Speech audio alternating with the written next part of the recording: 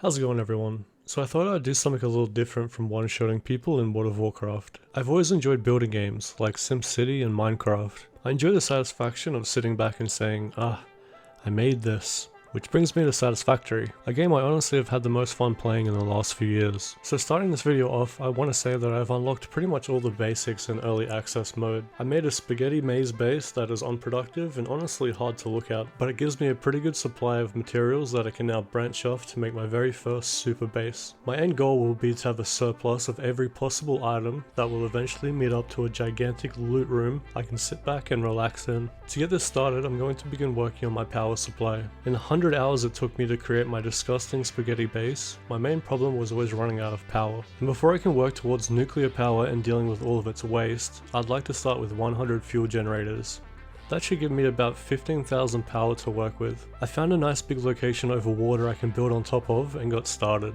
Putting these generators here gives me the option of expanding them later when I undoubtedly will need to. Planning this base out is no easy feat. Much like chess, you need to look ahead as many moves as possible to win. To get these generators working, for example, they will need to be fed fuel through pipes, which is no small task. This means I will need to go out into dangerous territory to find crude oil nodes, put extractors on top of them, and lead the oil through pipes all the way back to my designated area to be refined. But firstly, I wanted to reduce the travel time it took to go back and forth from my spaghetti base to my new one. I'm not playing on experimental, so I can't just warp in free materials to create machinery or fly around at crazy speeds. It takes me about 5 minutes every time I have to resupply my bags. So to deal with this, I set up a hypertube. Hypertubes are like what they use in Futurama to get around. You simply jump in and go from point A to B at a lot faster rate.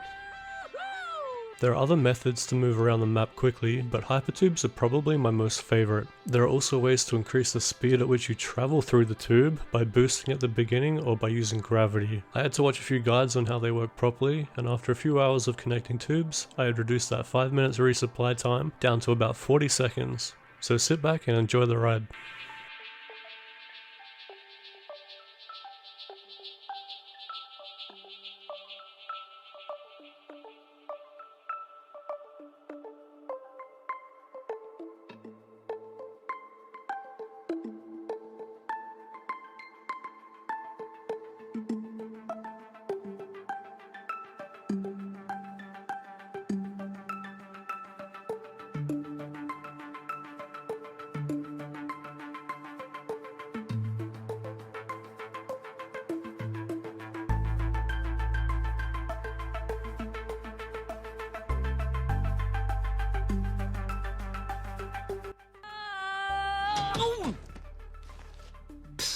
Tourist. Alright, so this will be where I place my refineries to create fuel. There are 20 in a straight line, and I would like 5 lines equaling 100 refineries. Each machine takes 60 crude oil a minute to create 40 fuel, but also 30 polymer resin. Times this by 100 and you'll get 4,000 fuel and 3,000 resin. So keeping this resin in mind, it kind of changes everything. I need that polymer resin to create plastic and rubber, which also needs refineries to make. Also, you should know that machines stop working if their product has nowhere to go, aka it backs up. So what I'll need to do is think about where I'm going to store the excess fuel and polymer resin to keep my machines constantly running. After a long time thinking about what I should do, I eventually came to the idea of building above the machines, where I would store all the product in fluid buffers and containers, while also making more refineries nearby for the polymer resin to turn into rubber and plastic, keeping everything nice and close. Alright, so my refineries making fuel needs 60 crude oil a minute, which is 100 times 60 equals 6,000 crude oil. MK1 pipes can transport 300 crude oil per minute, and MK2 pipes can carry 600. So I will need 10 MK2 pipes full of crude oil to feed my machines, and that is when this game meant business. I spent close to 30 hours around the world connecting pipes to oil extractors and running them all the way back to my base. Dealing with enemies and the problems Liquid has with gravity, I had to make sure every pipe was at 100 capacity. This was a hellish nightmare to do as a solo player, but after catching up on about 2 seasons of One Piece, I had finally gotten it done. Trying my absolute best to make it look as visually appealing as I could, the lines finally reached my refineries. The next step in the process was making sure everything was connected properly. Finding the right delivery method for these machines took about as long as it did to create them.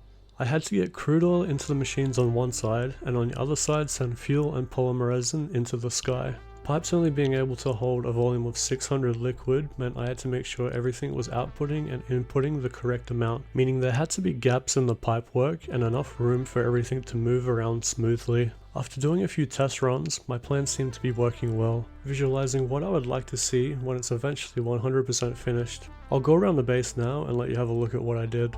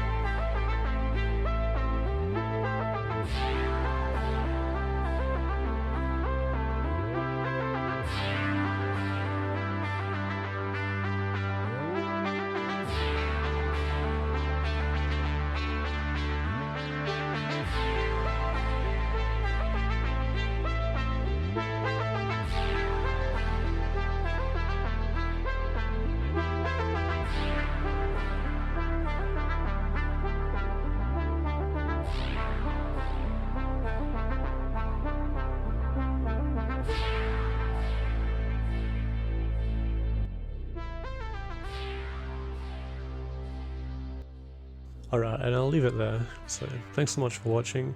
In the next video I'll be connecting fuel to these generators and look at turning my polymer resin into plastic and rubber. I hope you have a good one. Peace.